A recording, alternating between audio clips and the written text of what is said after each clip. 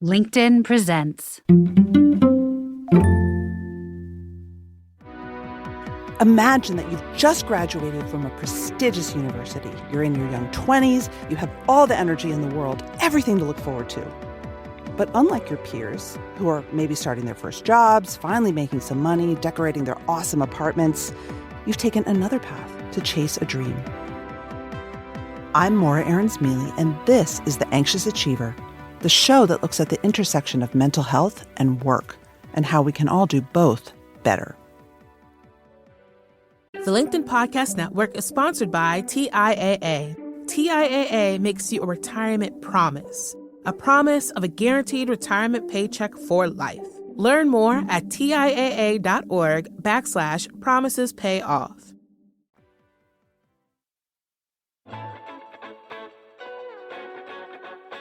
Michael DiSanto is a former Olympic rower. After graduating Harvard in 2012, he set his sights on the 2016 Olympics, which meant foregoing any kind of quote-unquote normal early 20s lifestyle. Instead, he moved in with strangers, scraped by to get groceries, and spent hours a day in grueling training, competing against others around him for a goal 4 years down the road. What motivates an athlete through years of sacrifice, pain, and extreme discipline? I'm sure it's different for every athlete. Once he got to the U.S. national team, DiSanto often used emotions like anxiety and anger as powerful motivators to drive his performance.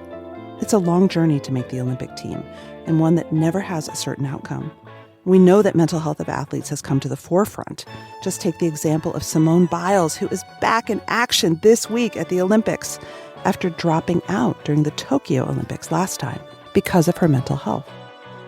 I've just learned about a phenomenon called the post-Olympic blues, and Michael says that's a very real thing. What happens when you leave the routine, but also the glory to enter everyday life? Today, Michael works in finance in New York, and we'll talk about not just his Olympic journey, but the tough transition into the working world, where you might feel like you're behind your peers, but also have learned lessons they never did. Here's our conversation.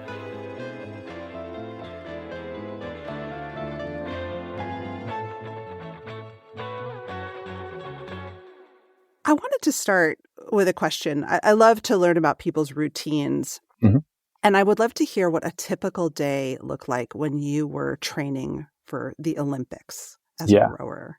Yeah. I guess the day would have looked a little different depending on the year or the cycle. So I graduated from college in 2012, spent a year training in Princeton, New Jersey, which is the headquarters of the U.S. rowing and ultimately what would become the U.S. Olympic team for the 2016 Olympics. So the Olympics happened in 2012. And then, so when I showed up in Princeton, it was February now of January, February of 2013. And Princeton, New Jersey gets pretty cold in the winters. So we weren't actually doing a lot of rowing at the time. We were doing a lot of the rowing machine. We were doing a lot of weights. And the day would start maybe 5:30, 5:45. And another funny thing about rowing in the U.S., you don't get paid. There's not really much money, especially when you're breaking into the team. The Princeton community was very generous. They had a ton of people who would offer up their homes to host us. One family offered to put me in their guest house. And, subsequently they also invited me to eat dinner with them most nights and would help me with groceries just because, again, you're fresh out of college. At that time, I wasn't working. I hadn't made a team, so I wasn't receiving any stipend or any payment from the U.S. Olympic Committee. So anyway, so I'm waking up at 5:30. You would have, call it maybe 10 or 11 practices a week, depending on the week. So that was my real introduction to what I would call professional rowing. And it was tough. It was really tough. It was like physically and mentally. I just remember I'd never trained so much. I'd never push myself so hard, physically. Does it get boring? To me, it sounds like it could get really boring also, the routine or It did get boring. It did get boring. So I spent a year there and, didn't particularly love it. So I had kind of in the background applied to do my master's degree. It was a research degree in psychiatry at Oxford University. And I ended up getting in. So I competed for the U.S. that summer at the World Championships. And then in the fall, I got on a plane and moved my life over to Oxford and started studying there and doing my master's degree there, and then also rowing on the Oxford crew team. What in you said, I'm going to go live this sort of like monkish sounding existence, living in someone else's guest house, trying to take my rowing to this next level versus getting a job, sort of doing the classic postgrad? Like, what was it? Truthfully, I could not have envisioned sitting behind a desk for, 12, 16, 18 hours a day at that point in time of my life. And this is something that I think my parents did a great job instilling in me, and my coaches and teachers in high school was, hey, look, you can go and do anything you want. It's just going to be a matter of like working hard at it. So there was just a tremendous amount of belief and support. And I don't want that to sound like, it wasn't all rosy all the time, but that was the overarching belief system that I grew up with and that people supported me with. And it was like, hey, you want to go do this? Like, it's just going to be hard work. And if you're willing to like be dedicated and persistent and persevere through the downs, like you can probably make that work. And this was appealing to me. I figured, like I'll give it a shot. And like no one in my family really has an athletic background. So I'm not letting anyone down, right? It's just like, I'll give it a shot and I'll make the most of this. And I think too often, Mark Twain has a great quote. He says, in 20 years, you'll look back and regret the things you didn't do. And I just wanted to make the most of the time. And I thought, I have an opportunity here. I might as well just, push my chips to the middle of the table and see where the hands come out. Okay, so then you go to Oxford to study psychiatry, but you obviously jump heavily into rowing at Oxford, which is sort of a legendary place for rowing. Yeah. And truthfully, like that was a big part of the reason to go. So I didn't have the best ending to that first year with the U.S. rowing coaches. I thought, okay, this isn't necessarily the storybook ending that I had in my head, right? Everyone has that, like you go to the Olympics, you get a gold medal and you retire and go on happily ever after. And, I was like ultimately disappointed by that first year. So that year, the world championships were in Korea, South Korea. So I made the team. I didn't make the boat I thought I deserved to make. And I thought there was some, kind of arbitrary stuff going on in selection. And that's something else when you're rowing, right? You don't have anything else in your life. At least I didn't at the time. Yeah. All I had was rowing. So that's how I defined success and failure. So when you've done everything in your power and then some, and then you feel that your results and your scores put you squarely in a boat, and then there's a kind of more arbitrary decision made by someone that you don't necessarily respect or trust, it can be crushing. And it definitely threw me for a loop. Like during the summer of 2013, I was definitely not in a good place mentally. Kind of felt like I was on an island, super isolated, ruminating really. But I will say this, it kind of forced me to go and say, hey, look, like Oxford I had worked at a psychology lab for a woman by the name of Professor Ellen Langer, who does a lot of work in mindfulness. I'd worked in her lab for 2 years at Harvard. I could pursue an adjacency of what I'd been working in the lab for with her at Oxford, and I could row. And one of my best friends from undergrad was there.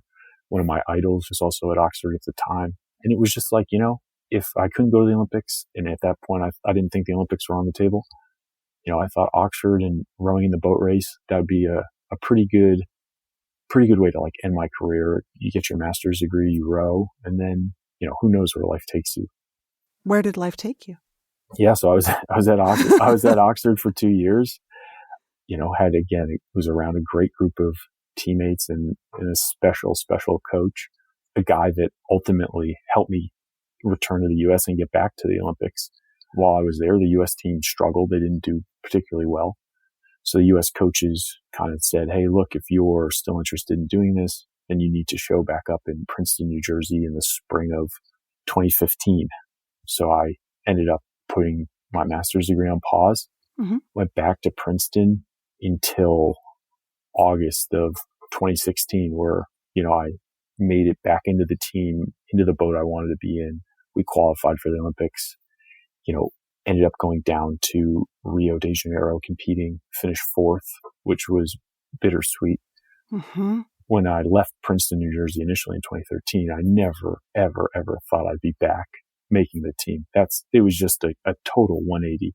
the ebbs and flows of it are just, you look back and you think, wow, I don't know how I ended up back here or how all of this worked out. I'm glad it did, obviously, but, just lucky, I'd say mostly with the people I've come to meet through rowing, people that have helped me along the way. Yeah. So you came in fourth in Rio. We did, yeah. What was your thought process about what to do next? Because I've read about something called the post-Olympic blues. Yes. Those are a thing. I was lucky. I had to go back to Oxford 2 or 3 weeks later and finish my degree. And I'd been elected like president or captain of the Oxford rowing team. So that was very important to me. That was my takeaway. But to your point on the blues, post-Olympic blues, absolutely. I think I just didn't have enough time to process everything that had happened, because it was like, okay, now you're back in England. You're the president of this team.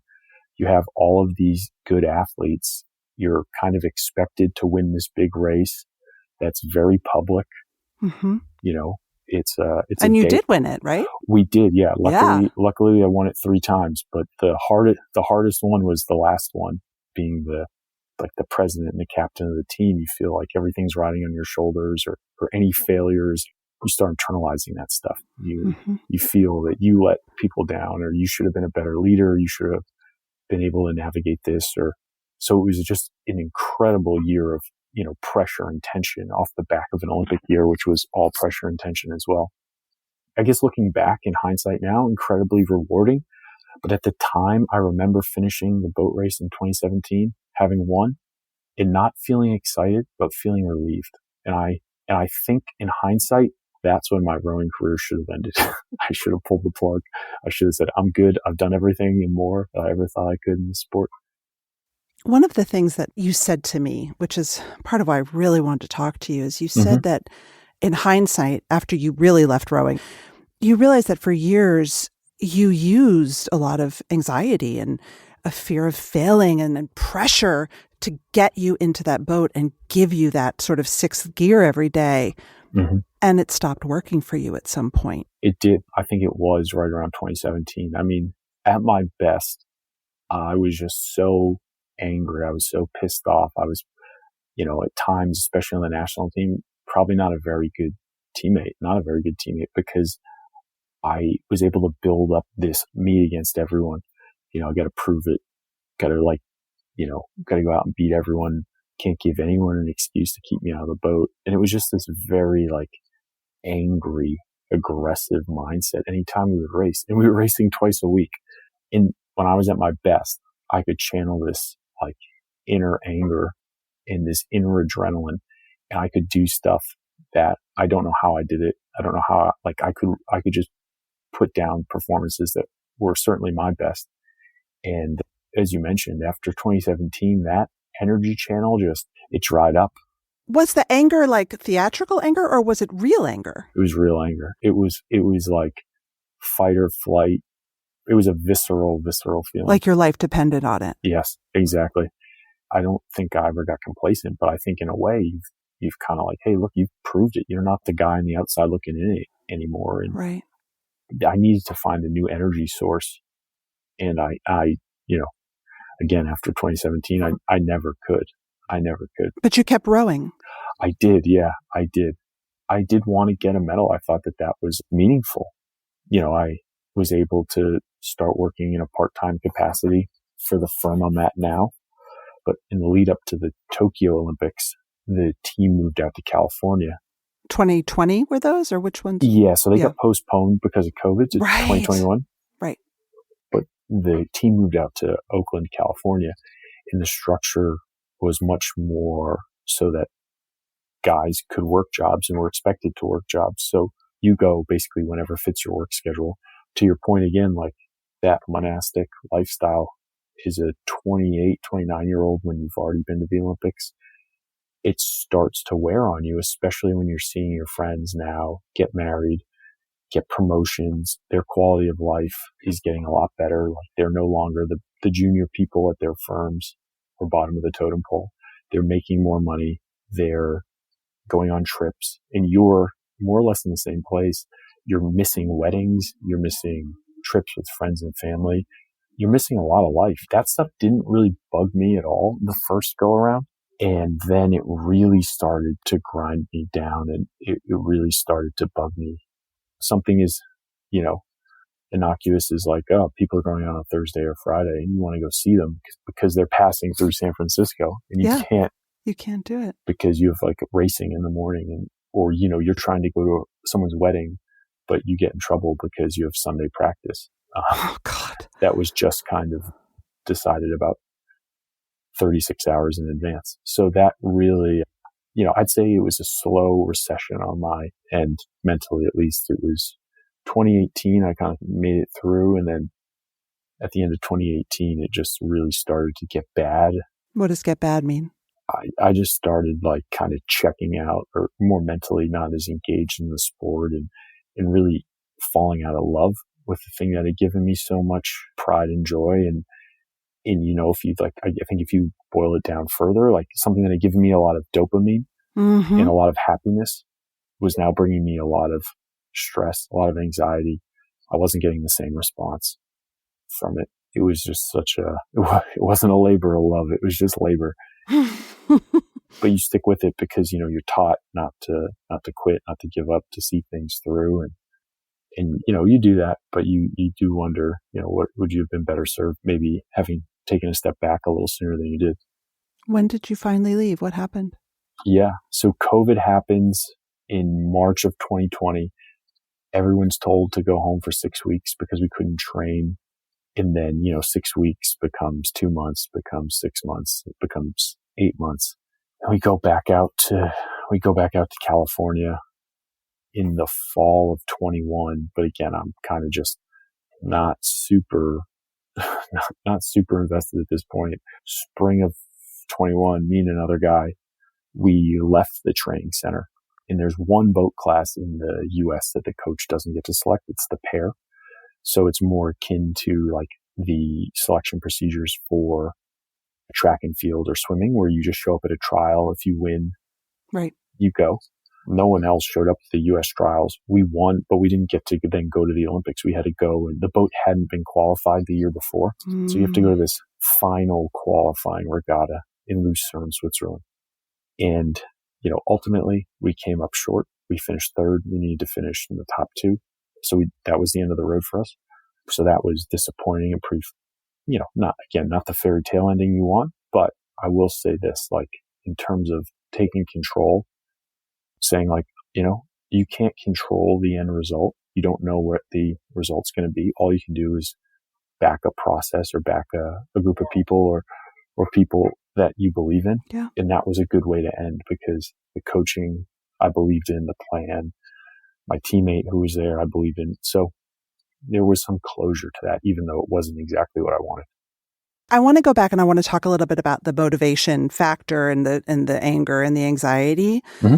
I mean, I'm curious. You grew up in Boston. Like when you were in high school, you mentioned sort of feeling like you were looking from the outside in. Mm-hmm. Did you have that feeling when you were a kid rowing? Like, where do you think that feeling came from? No, truly, I never really felt that in high school. I had a great high school experience. I had the best coaches. It wasn't until I showed up at US Rowing where I started feeling like I had something to prove. That was really the only time in my rowing career I felt like I was on the outside looking in. Did you experience anxiety? Again, not until rowing, not until that like first summer in 2013, where I felt like, I put everything into this endeavor and then, kind of unfairly came up short. And then I think the anxiety was different. It was like the anxiety happened before when I was in high school, maybe because you have this big race. You don't want to lose. You don't want to let people down. But then the anxiety shifted to being more combative. It was like, hey, I got something to prove here. And I know if I show any chink in my armor, then I'm going to be, it's going to be used against me. So I can't let that happen. I always, you always got to be on, you always got to win, no excuses. And it was just a draining and a pretty miserable way to go through. I mean, it was effective, at least for me, but it was, it was not a good way. You literally feel like you're on the edge before every practice. What would it mean if you, quote, failed, or if you had a bad practice or a bad race? Oh, would ruin the day. Like there was no ability to bounce back. It would just be like, don't talk to me. I'm in my room. I was saying we raced twice a week. Those 2 days a week, you would have thought it was life and death. But for me, that's how I approached it. Those mornings, especially in the Olympic year, I was getting up at like 4:45 just to make sure my body was awake, because we'd push off the dock at 6:30, or maybe I'd even wake up at 4:30. We'd push off the dock at 6:30. We'd start the first piece at 7.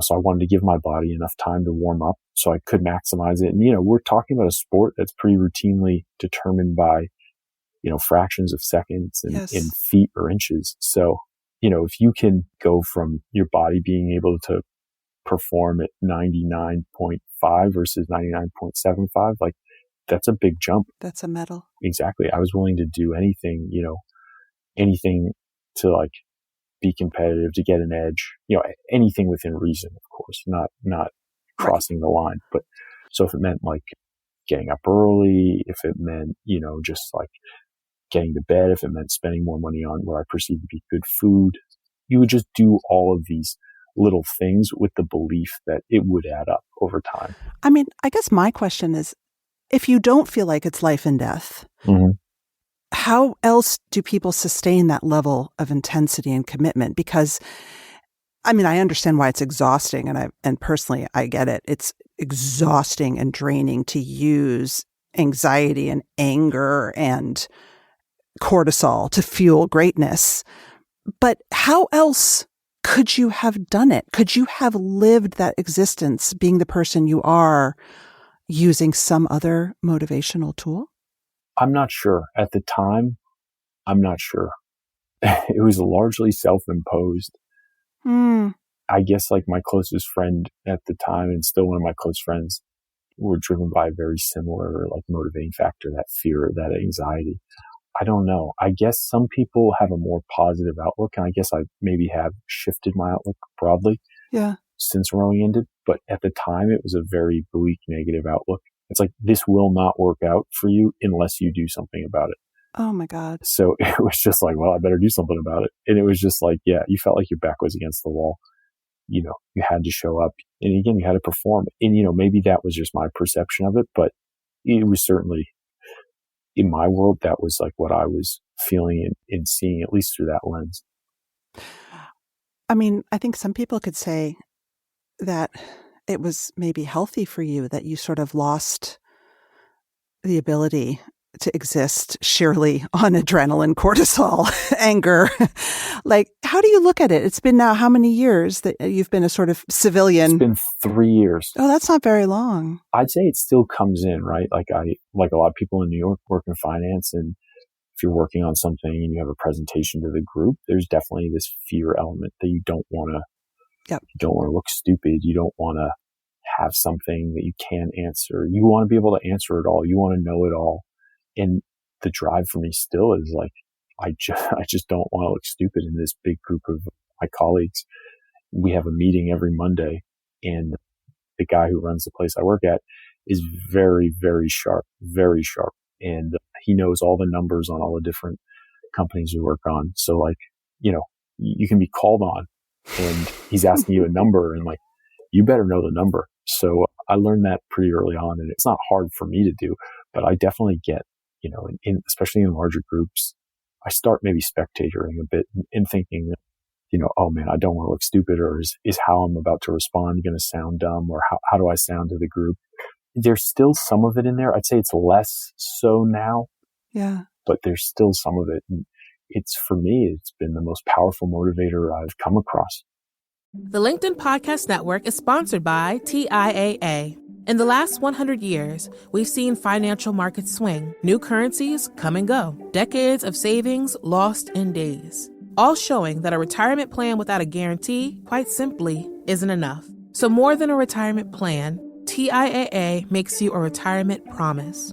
A promise of a guaranteed retirement paycheck for life. A promise that pays off. Learn more at TIAA.org/promisespayoff. Hey, I'm Michael Kovnat, host of The Next Big Idea Daily. The show is a masterclass in better living from some of the smartest writers around. Every morning, Monday through Friday, we'll serve up a quick 10-minute lesson on how to strengthen your relationships, supercharge your creativity, boost your productivity, and more. Follow The Next Big Idea daily wherever you get your podcasts. I think it's a universal human feeling. None of us wants to ever look stupid in front of a group. We fear shame, but I think some of us, we just operate at such a higher pitch around it. Mm-hmm. My question is, do you unplug? Like, do you have, now that you're not rowing and that every day isn't part of this cycle, right? Normal life is a little bit more up and down, I think. Do you have the skill to sort of be like, I'm just going to Netflix and chill tonight? I'd say I've developed it. Does it feel weird? I'd say I'm still not great at it. So look, I work with a therapist an hour a week, every week. What she said is like, Mike, you're kind of like, when it comes to emotions and your feelings, it's more almost like a machine. It's just like, oh, I'm tired in the morning. Maybe I'll sleep in. And for me, that isn't ever, it's like, oh, I'm tired, but I'm going to go work out. And you're just like, why? The only person I'm accountable to is me, right? No one's expecting me to go to the gym in the mornings, but I am just like, I register the fact of being tired, but it doesn't mean anything. It's just like, I'm going to go to the gym. Wow. So I think rowing or anything at a high level, after a while, it kind of shapes you and it can change your relationship with your own emotion or how you handle it. So like in terms of unplugging, like I can definitely go out and have fun, but I still carry this anxiousness and anxiety over me if there's an impending project or if someone sends me an email, for work, I feel a need to respond. Yep. And get them the right answer or get them what they need. Because I feel like, it's also a team mentality. It's like this person's asking me to do something and I want to be a good teammate. I want to, be able to, they have a problem. I want to be able to like solve it or answer a question that they have. I'd say it's still there. And I don't think for me it will ever go away. But again, I don't think that's bad. I think that to this day, it still gives me an edge. Yeah.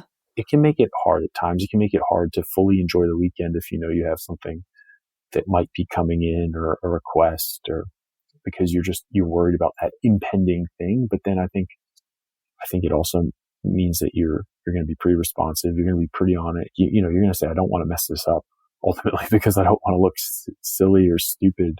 It is funny though, the different motivators that people have and what works for me, for someone else, it might not work at all and vice versa. But that's the thing. If it works for you, if you're like, this is who I am, I love this piece of myself and sometimes I hate it, but it's who I am at my core. I mean, I think a lot of the anxiety and stress is when we try to fight our essential nature. I'm curious, what is your relationship when you think about mental fitness? We hear a lot about how athletes are very invested in mental fitness. It's one of the things I love most about athletes. Do you think of your mental health as a huge piece of your performance in life in general now? I do now. Yeah. Like I said, I have a therapist I work with once a week. It's been very important for me. But I guess what I got very good at doing with rowing was channeling this anxiety and anger. I knew exactly how to channel it. I knew how to get the best out of myself. Maybe it wasn't good enough to win or good enough to do whatever, beat whoever. But I knew that was going to be the best I could do when I was channeling it. But I didn't think about my mental health much until after rowing. One of my friends, he said something that really resonated. He's like, if you're an athlete, you don't wait till you're injured to go to the physical therapist. Like, why would you wait?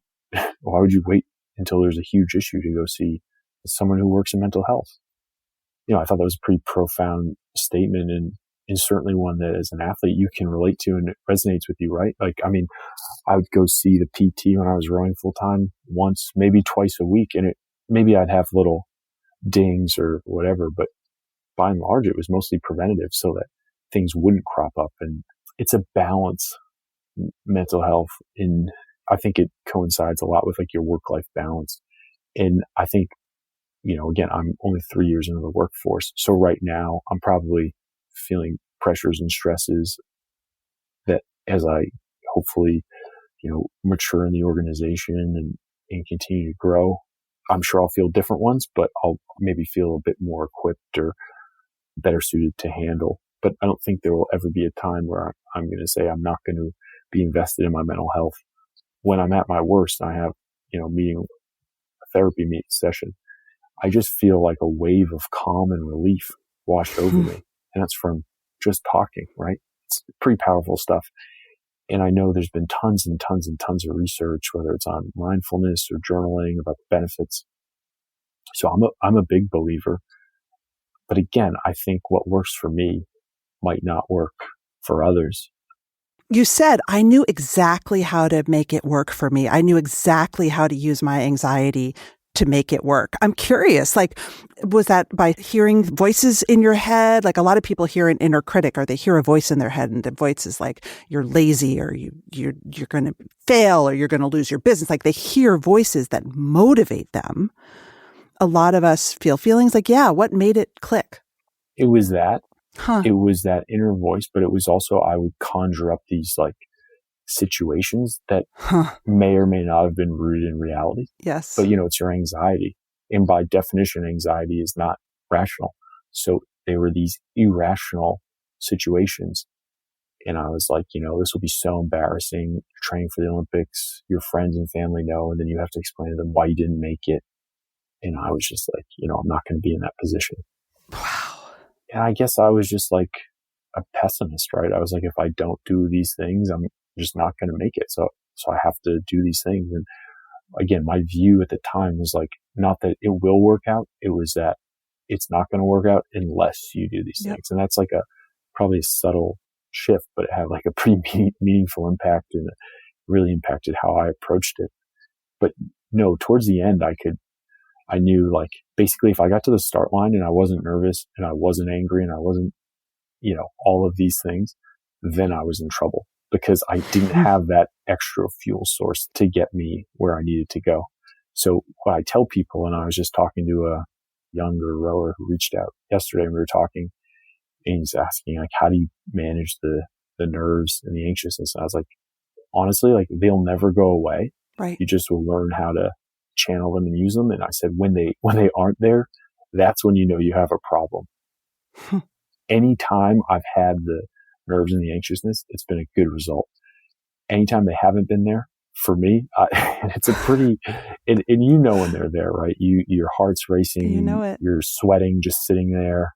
You have to move. You have to go into action. You cannot stay still. It's like the impending fear almost of what's about to happen. And in rowing, unfortunately, that's pain. It can be a pretty painful sport, but in a way, it's just like the minutes and seconds leading up to the start are the worst. You just want that first stroke. You want to feel it in your lungs and your legs. And then literally after the first few strokes, you're back to being a machine.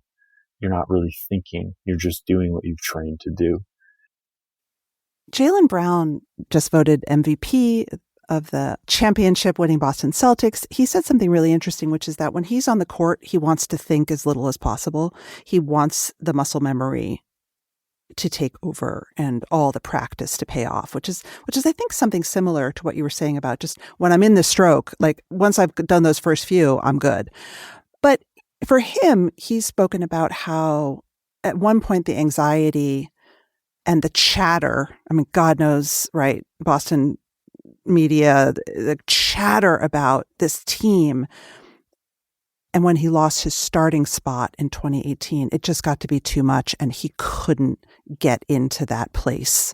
Yeah. He was overthinking on the court and that brought down his game. So I guess my question is what's the difference between the good anxiety and the channeling it and then the, oh dear, I'm ruminating, I'm getting distracted, I'm worrying when I'm actually in the moment in the thing? I think when you stop trusting yourself and stop trusting what you can do and what you need to do. Yeah. In rowing, everyone says keep your head in the boat. There's no physical contact in these boats. So the only way another boat can beat you mentally is if you are kind of more concerned with what they're doing than what you're doing. And if you're more focused on them, whereas if you're confident, you're like, hey, look, we're going to win if we go out there and execute, or we're going to give ourselves the best chance of winning by doing these things. And then you start losing focus on that. That's when it gets bad. And then not to mention the off the water stuff where like it starts impacting your sympathetic and parasympathetic nervous system, lack of sleep, you just can't recover because you're just constantly, again, I think I struck a fine balance in the year leading up to the 2016 Olympics where like I knew exactly what I needed to do. And then I was in the race and it was focused on doing those things and not focused on other people around me, and just having an element of confidence in what you're doing, being right and being good enough. It's funny when I think about it. You're in your 30s, right? I'm 34. Yeah. So you're really 3 years in. Yeah. To what a lot of us would consider adulting. Exactly. You've had a really hard 20s, but it's been a very regimented experience, it sounds like. Yes. What's the biggest surprise you've found about, quote, normal life as a working adult? I would say a few things. I would say there was a huge catch-up period because I think I pointed out part of it. I really enjoy like going out, seeing people out. And when you're rowing, you can't do that. So I deferred that for, call it 10 years almost. Wow. So there's been a catch up, and then you live in New York and it's like an adult playground. You could go out every night if you want. So I'd say while I'm chronologically 34, I would feel that, not socially that I'm stunted, but in terms of like my social life, I'm probably more aligned to someone who's 5 or 6 years younger just because, I'm still exploring like. You never got to have any fun. Exactly. You kind of feel a bit institutionalized and then you're let out into the wild and I would say the hardest thing, you go from being very good at one thing with rowing, and then I went into work full time. And at least for me, I was not very good. I was awful. There's this huge, huge, huge drop.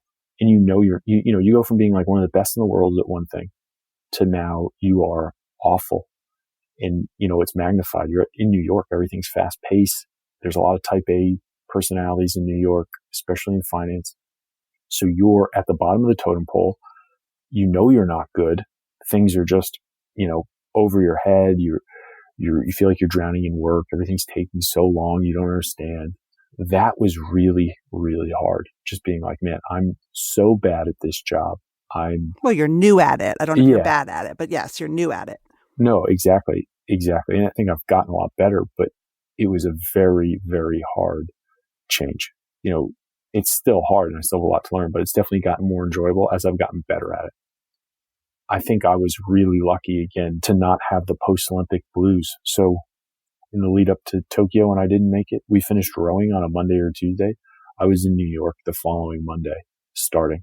So I was forced again not to sit on my hands and say, I'm not sure like what's next for me.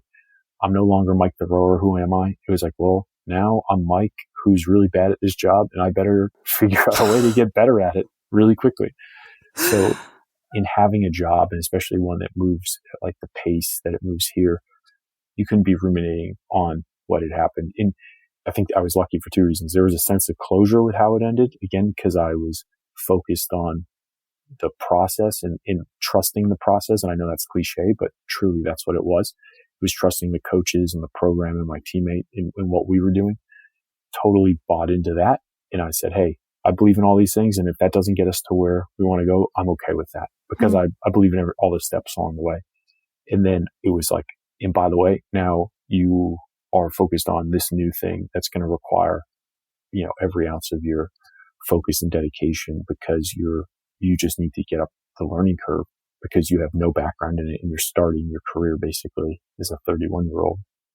I think it takes a lot of courage to do what you did. I really admire it.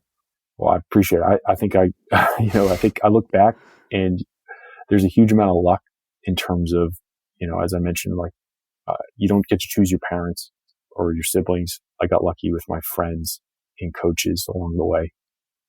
In rowing, it did a lot of great things, but the best thing it did was introduce me to incredible people. You've talked through our interview about coaches, the impact of good coaches, bad coaches, toxic coaches, inspiring coaches, mentors. Yep. When you are a leader in business or whatever field you are a people manager in, what kind of coach are you going to be? Like, you've been managed. Yeah. I think there's two things. I think you never want to be a hypocrite. If you want people to work, then you better be working there right alongside them. Mm-hmm. And then you better be empathetic. You better know how to engage with people, to know what's going on in their lives, and not just to do it for the sake of doing it, but to be genuinely interested. And then I think most importantly is accountability. When you're the leader, the buck stops with you. And that's heavy lays the head that wears the crown. That's part of it, right? Like when it goes well, you better defer the blame to the people and your teammates and the people you worked with. But when it doesn't go well, you better be the first one to stand up and put your hand up and say, that this one's on me. You guys did a great job. I misled us. I think if you can engage with people and be empathetic and understanding, and then also just show people that you're a good, decent person who works hard, that's a lot of life. And I think that's a lot of being a leader, right? Because people see like, oh, this guy cares about me. He cares about what we're doing. He's willing to put the time and effort in. He's willing to explain things to me. And guess what? When things don't go well, he's going to step up and protect us and take the blame. Thanks so much, Mike. Yeah, thank you.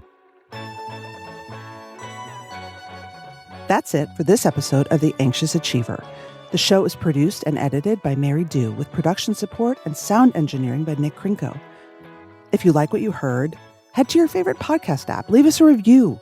It really matters, and we appreciate the time and effort it takes. And if you don't subscribe or follow the show already, now's the time.